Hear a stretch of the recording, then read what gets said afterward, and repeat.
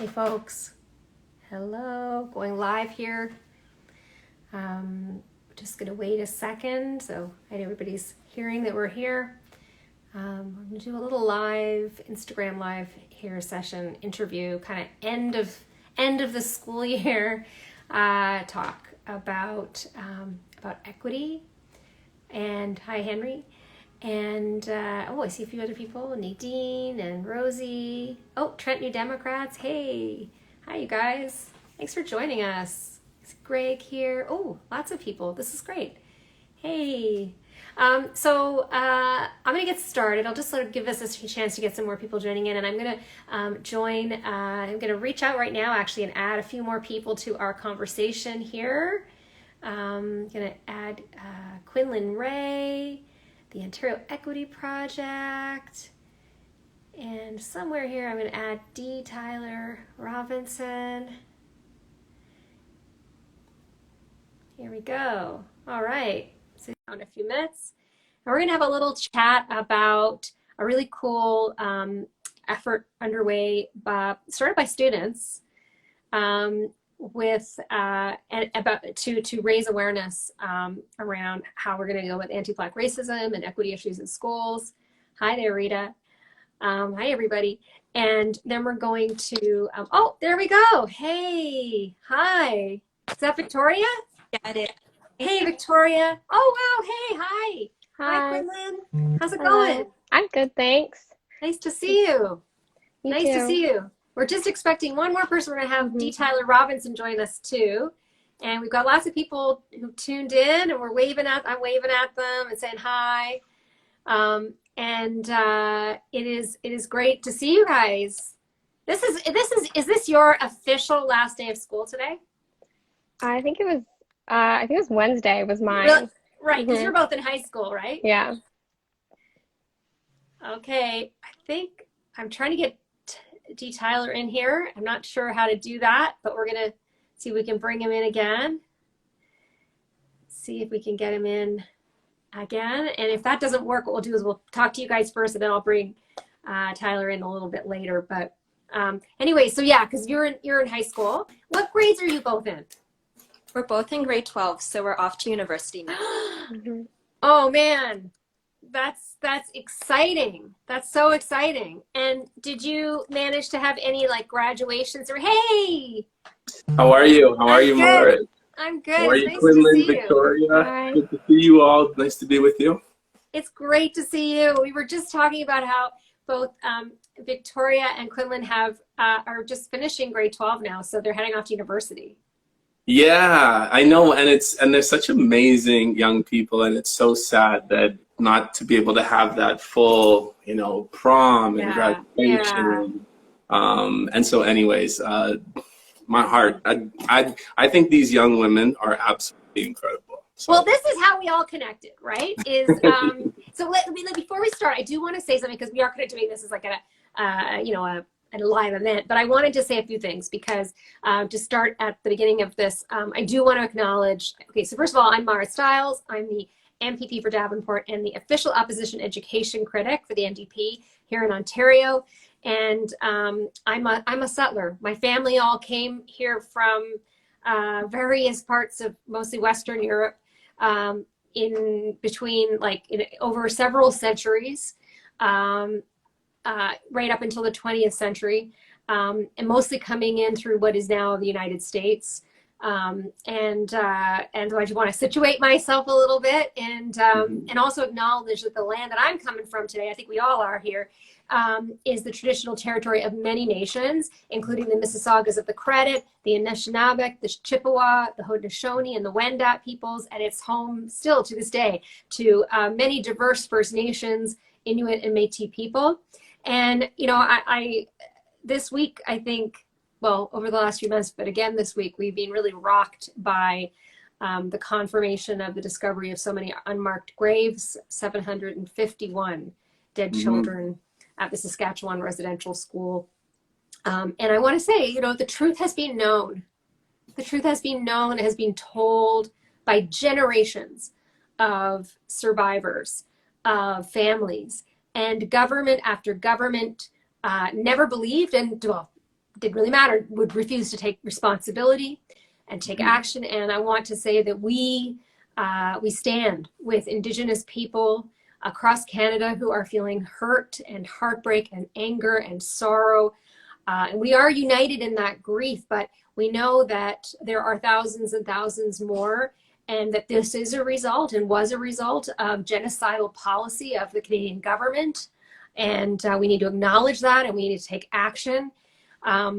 Words are just simply not enough. So as Salma Makwa, who's my colleague in the legislature, says, we must act together. Justice takes all of us, and we can no longer throw up our hands and say there's nothing we can do. So I wanted to sort of start by saying that, and I mean, again, words are never enough. So but that is my commitment personally to action. So anyways, we're going to talk today about, I guess some of these systemic issues that exist in our schools, in our school system, are particularly around anti-Black, anti-Indigenous, racism. And Tyler and I have been talking quite a lot over the last year, because we're going to explain why in a minute. But Tyler came to me and said, I've got these amazing, very exceptional young women who run a project called the Ontario Equity Project on Instagram. And they reached out to you, right, Tyler? Yeah, they reached out and they had told me, I mean, I'm sure they'll tell you about their petition, but we were connected by a mutual contact, and I was just kind of blown away at the work that they were doing in high school, because I was thinking about myself when I was in high school, and I certainly was nowhere near the level of consciousness and the level of kind of like moral and civic duty that the two in front of us, but there's also two others behind the scenes. But the whole unit, I was kind of blown away. And so we've been talking and collaborating, kind of like you and I. And yeah, the collaboration is what gets things done, right? Yeah, totally. And I gotta say too, like when I was in high school, if I'm honest, none of this was going on for me then. Yeah, so I'm where's always the blown party? away. And I also think that, like, just to start by saying that I think that over the last 3 years with this particular government in place too, I actually feel like some of the most exciting organizing and change that's happened has been through students. It's been from students, by students, and I think it's what has really got the government, actually has always kind of been what pushed government to reverse course on really important and problematic policies. So I'm going to start with throwing it over to Victoria and Quinlan to tell me a little bit about, like, let's just start with, before we get into the Ontario Equity Project, what was this year like for you? Big question. Victoria? Okay, sure, I can go. So are we talking about the 2020 to 2021 school year, or just? Yeah. Yes. Say that, like, from September to June, I guess, like, with COVID and everything, and especially with rising anti-Asian violence and obviously anti-Black racism, anti-Indigenous racism, I feel like as a person of color, it's been really hard for me to go to school because we don't always have these conversations and there's not that much mental health support. So for me, it's been pretty difficult, but I feel like with the vaccines and everything, I'm pretty hopeful for the future. So that's just me. That's cool. Well, I feel that way too. I am hopeful as well, but it's interesting to hear you talk about that, because there are many layers to the experiences that REAP students had this year. And I think it's been probably pretty negative for everybody, but for some it's been different and in negative in other ways. So Quinlan, what about you? How was this school year for you? Yeah, I mean, it definitely wasn't a great school year. I mean, online school definitely isn't my favorite thing, but I think that it's something that I've adapted to and gotten used to. And I'm definitely happy that there's vaccines now, and I think things are going to start to get better when it comes to that. And I think this project has been a good thing to focus on this year too, because with so many like negative things happening in the world, it's been good to be able to focus on ways in which we can try to make a change. And is that kind of how this came about? I mean, how did you guys decide to move forward with this Ontario Equity Project?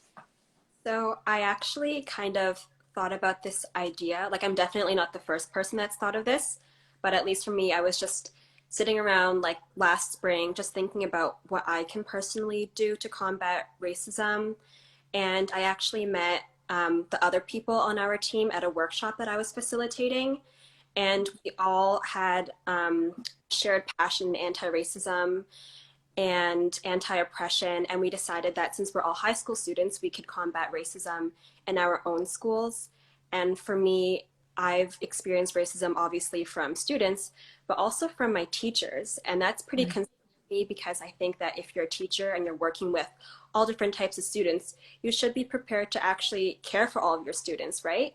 So I think that having an anti-racism training for all teachers is a prerequisite in building anti-racist communities, which is necessary if we want to dismantle systems of oppression.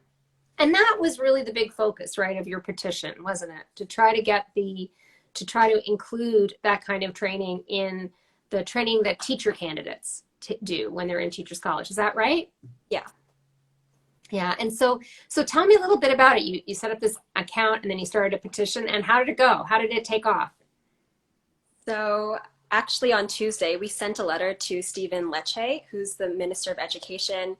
And we also sent a letter to, his name is Dr. Derek Hames, I believe.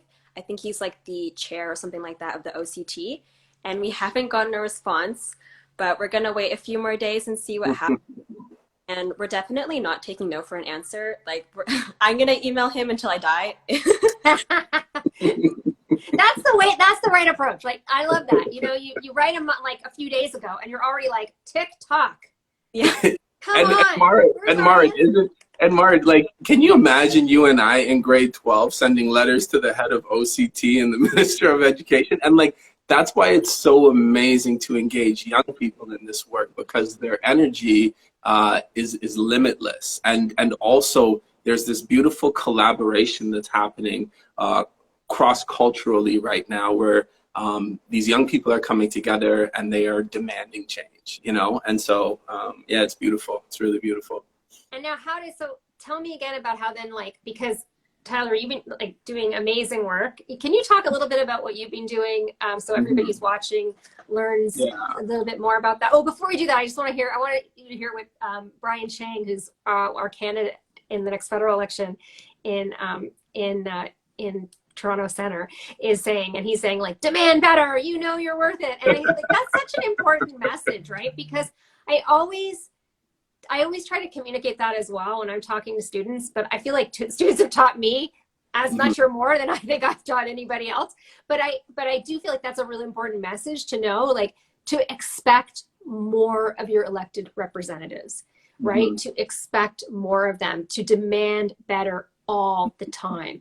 And I love that you guys you're just not going to sit back and let anything happen at you. You're going to bring change. So sorry, T. Tyler, tell me a little bit more about what you guys did, because you've been part of like a really amazing effort to change the curriculum in our schools.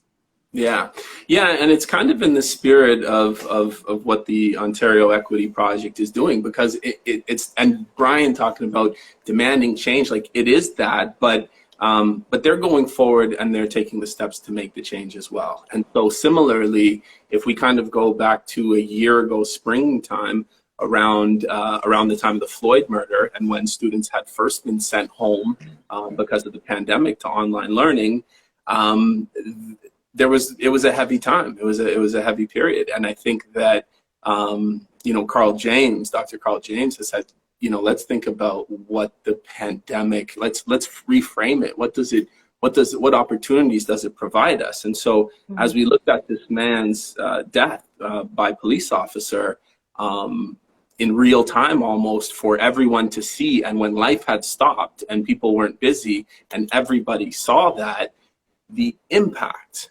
went far and wide. And so we had students like these students, 4 students as well, all women, a couple Black women, a Trinidadian, and a white young woman, again, cross-cultural, they came forward and they were like, we're hurt by what we're seeing. It reminds us, one of them said that it reminded them of interactions between Toronto police and their own father. And then another student said, and it reminds me of interactions I've had in school with the educators in the building. And so, you know, in the same way that, that Victoria talks about experiencing racism, systemic racism, and interpersonal racism from adults in the building, our students were speaking to that as well. And being a Black biracial man, I experienced that as well when I was their age. So this is not a unique experience. This is not one-offs that people have. This is something that's embedded in our educational institution. And so as those young people came together, we began to collaborate, and I went to the 3 other Black educators in the school, and we did what these young women did, which was we wrote a memo to our administration and our superintendent. We demanded a course. We felt that because students were at home and not during the pandemic, you're not in class. So in class, these things happen and students bring it up, and then you can deviate from whatever's being spoken about that day, and you can get into a real conversation with young people about what's happening, and you can manage the harm, and you can kind of explore. But the pandemic was meaning that that opportunity wasn't there. So we came up with the idea with these young people of creating a course. We wrote a memo, we demanded it. We demanded to be paid to write the course over the summertime. And then one of my colleagues, Tiffany, ended up teaching the course this year. And then when it was, when the media and other folks, educational stakeholders found out, people were like, how do we get involved? And so slowly but surely, we built it out to now having it at present. 43 schools are going to run it this coming school year in 6 different school boards. It's amazing. So yeah, so it's like we want the Ministry of Education to make these changes, but if they're not going to do the work, we're going to do this work from the grassroots, from the bottom up. I want to read for you some comments that are coming in. Hawa, who's our amazing candidate in York Southwest, is saying, this is true leadership and organizing right here. What you're seeing here is so true. Yep. And Trustee Norm De Pasquale, who's a trustee on the Toronto Catholic District School Board, is saying how grateful they are that that you shared your course with them, and excited that it's going to be taught this year. But I think that's a really, really good point, because, so often, real leadership is coming from the grassroots, right? It is always coming from the grassroots. It's coming from the classrooms. It's coming from the voice of the students and the teachers and other education workers who are actually listening and learning from the students, and then translating that into action and demanding the change. And I have to say, like, I think it's true in almost any kind of organizing and change that we've seen happen, progressive change. It always starts with something at that level, right? Somewhere at that level, and the most exciting change happens that way. So you said 43 schools next year, and growing. And growing. Yeah, we want to see it north of 50. We're working with the TDSB's executive team. We want to see it at every single TDSB high school, and we think that they want the same thing as well.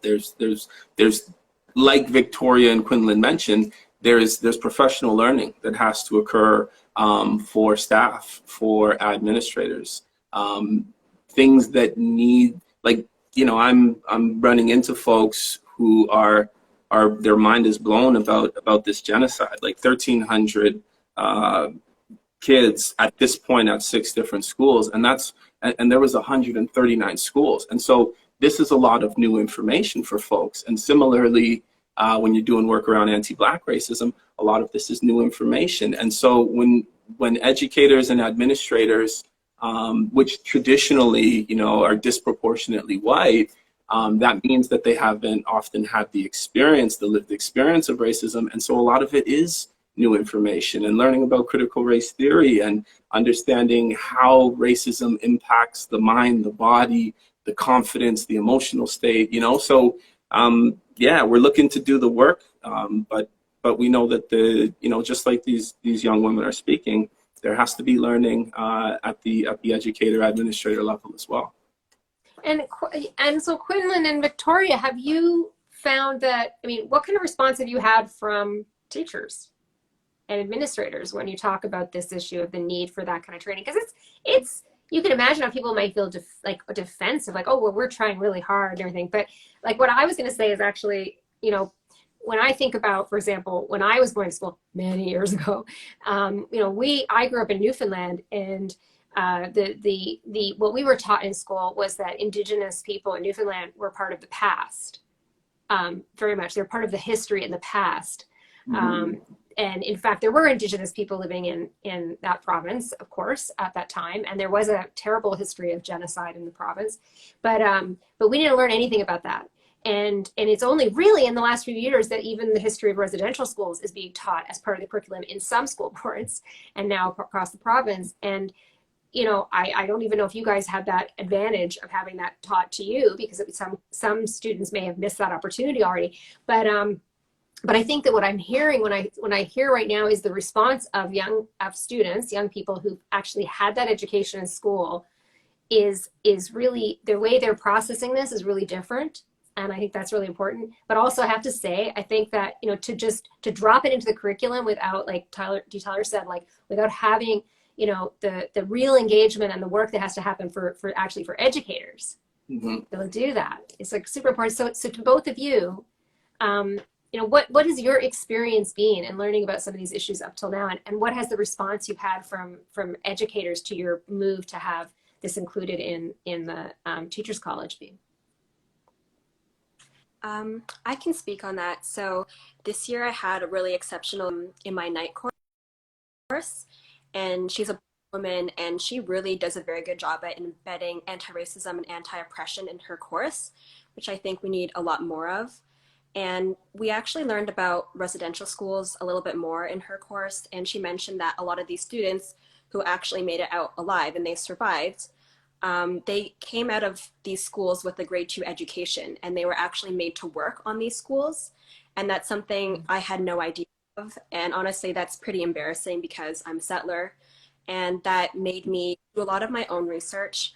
I started to buy some more books on anti-Indigenous racism. And I also Googled our closest residential school, which is called the Mohawk Institute. And I believe it closed in 1960, which isn't that long ago. So I really learning about this, it makes students think more critically. And I think it propels a lot of people to do their own research, which is a very good thing. And in terms of our initiative, we actually haven't told anyone in our school about this because we're like trying to separate ourselves from our school. But we have talked to, like, I guess the equity committee at our school, and I don't know if they'd be open to that, honestly, like an anti-racist training for teachers, because they seem a little bit defensive. So that's why I think it's important that we're getting this education before people become teachers, so that we kind of divest from this of defensiveness, because it's no use to being defensive. If we're defensive, then we're not learning anything. Good point. Yeah. Quinlan, did you have anything you want to add? Yeah, I was also going to add, when we were meeting with teachers at our schools, we were talking about kind of like situations we've either experienced or witnessed when teachers don't address racism that's happening in the classrooms. And one of the teachers told us that a reason why is because sometimes teachers are uncomfortable or they don't know how to react. And so to me, that really proves why it's so important for teachers to have anti-racism training, because it's not an appropriate excuse to just say they're uncomfortable, they don't know what to do, because that negatively impacts students in their class. And so I think those conversations that we had with teachers really just proved how important it is for this training to happen. Yeah, definitely. It's so interesting, that defensiveness that you both speak of.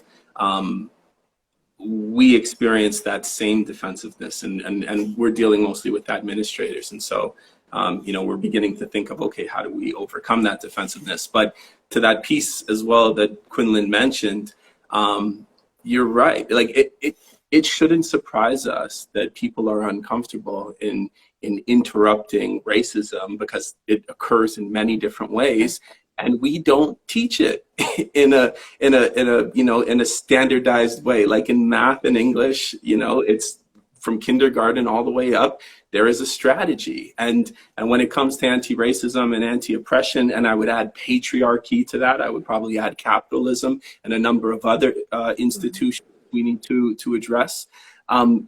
If we don't teach it in a formal way, then people don't learn about the strategies. And sure, like we should, and it's okay to be uncomfortable.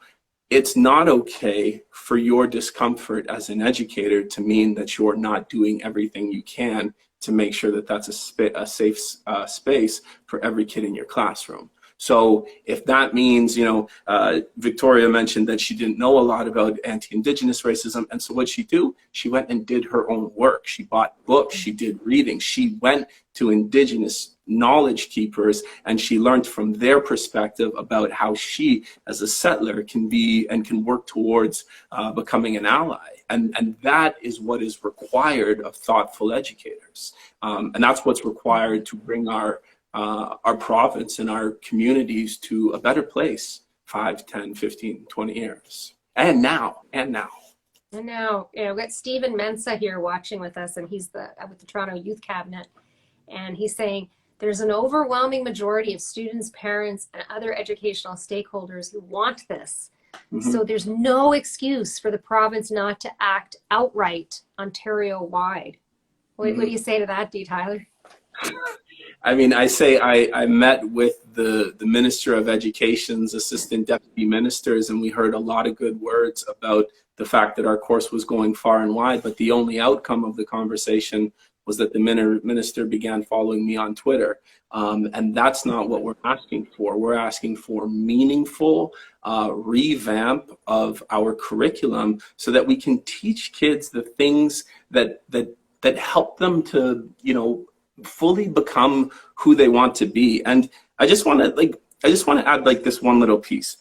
When young people learn about racism and oppression, and they think about the history, and this comes from Ladson, Billings, and Tate, they did the critical race theory work. When we learn our story about our condition, there is a realization of how that oppression and how that subjugation came to be. And when we know how it came to be, the reality is that we no longer have this mental violence aimed at ourselves. And we realize there's nothing wrong with my skin color. And this is, a student had said to me, sir, I don't want to be black anymore. Coming through this course, the goal would be that she leaves the course realizing there's nothing wrong with her skin color, there's nothing wrong with our hair, there's nothing wrong with the shape of our faces or our bodies. There is something very wrong with these institutions that have oppressed various communities over so many years. And so this is something that gives students power. This is something that builds allyship. Kids get windows into each other's experience. It's overdue. And all of the research is in place. This has been studied endlessly. This is a no-brainer. You feel like that the government has, really up to now, to your point about meeting with the ADM, and there's certainly some, very well-intentioned people around, but, and there's lots of nice words. I always say it's like just words. Nice things are said. Frankly, some of the policies the government has said are, there because they're trying to break down some of the inequities. Are really not much use. I mean, unless there's resources attached. I mean, a good example would be the de-streaming of grade 9, which, or in this case, it's just grade 9 math. But which I totally agree with. But what my experience has been is that unless that's, first of all, unless there's more resources attached to that, and a lot of work has to go into it. In the school in my riding, which is Oakwood Collegiate, where they actually kind of pilot tested this a few years ago, and it was the teachers and the students, everybody who drove that change. But what they did find was like they had to attach significant resources in there, and that has to come from the board in this case, but ultimately has to come from the province. And if you're not willing to do that, it's just as Stephen said, it's just platitudes, right? It's really not, and it's actually can work against young people who have been systemically oppressed. And streamed from, junior kindergarten. Yeah, education is a public good, right? All of our kids, everybody in this society goes through this one place. So this thing is vital. And if it needs more resources, we give it more resources. And this is everything from the supports that are required in the classroom when we're streaming. This is extra supports for educational assistants. This is, I'm talking also about caretakers and hall monitors and office administrators and all of these adults who collectively create the village where this learning can occur. We can't constantly do more with less. So yeah, politicians have to put their money where their mouth is, and they need to make significant investments if we want to see significant outcomes. Right on. And a good place to literally start would be to be talking as well about what's going on in our teacher colleges. And I think what the Ontario Equity Project and the students who are here with us today have done is bring that issue like front and center. So I want to ask you two again, like I want to ask each of you actually, what next? Like what are you thinking about over the summer? I mean, you the two students here, like Victoria, you said, you've sent a letter to the minister, what, Wednesday? No, we sent it on Tuesday. Tuesday? Yeah. And the clock is ticking. So what are we going to do to keep this going? How do we keep this going? What are your next thoughts on this? Well, how can people who are watching help? Oh, well, we actually have 2 more people on our team, and we're looking to expand. So we're looking for particularly Black or Indigenous students, high school students. If you're interested in joining us, then you can DM or email us. And we actually have meetings every week. We have been since, I think, November or December. And I think with anti-racism, it's about joining the struggle. It's not about getting a quick fix. So even if we are able to get this anti-racism training for teachers, we're definitely not done. And I think there's a lot that we can do. One thing could be like affirmative action policies for racialized teachers, because I do think that when we have more Black, Indigenous, and other educators of color in our schools, it makes a really big difference because students can see that people like them can be leaders. So that's one thing that we could also do. But as of right now, we're mostly looking to get this anti-racist training for teachers in the OCT.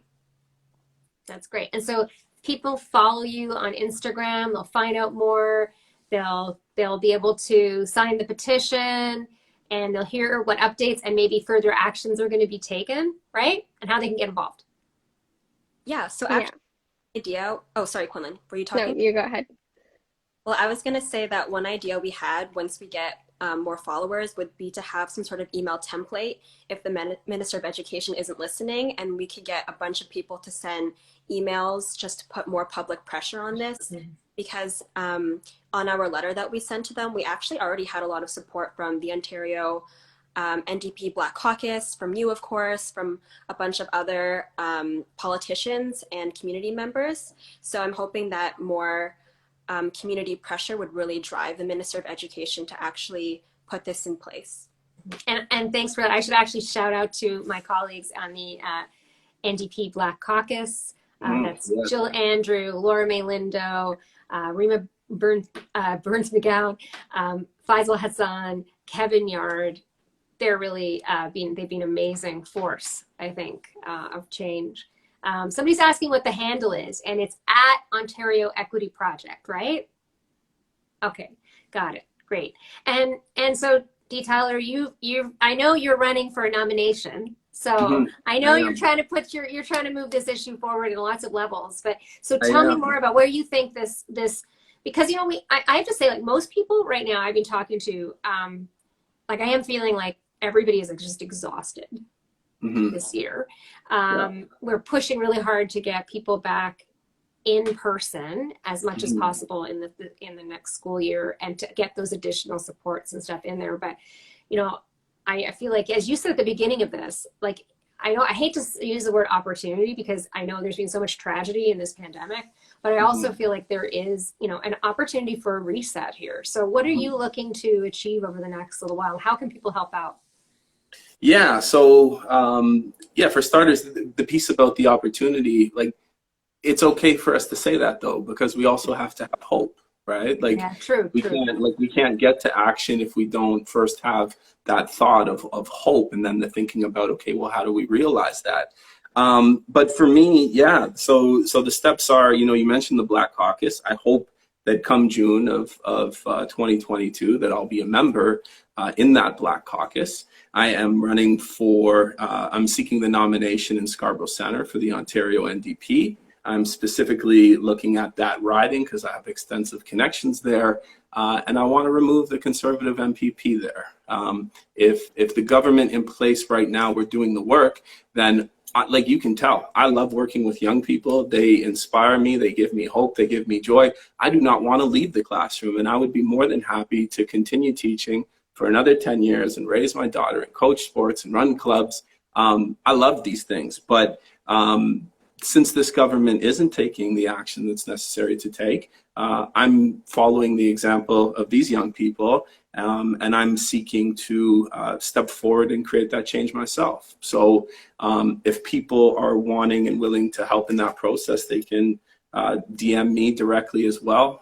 We have a large volunteer team. We're running a program called Operation Youth Vote. We're specifically looking to engage young people that have been often left out of the political conversation, and actually maybe pushed out is the better word to use, because they've been feeling like nobody cares about what they have to say. But as you can see here, we have an excellent example of young people actually really caring very much, and that's what we're finding. So yeah, we're looking for all the help and support that we can get. And we're hoping the nomination will be sometime later this summer. And so we're signing up members in Scarborough Centre, and next year we get into the next level of work, and it doesn't stop.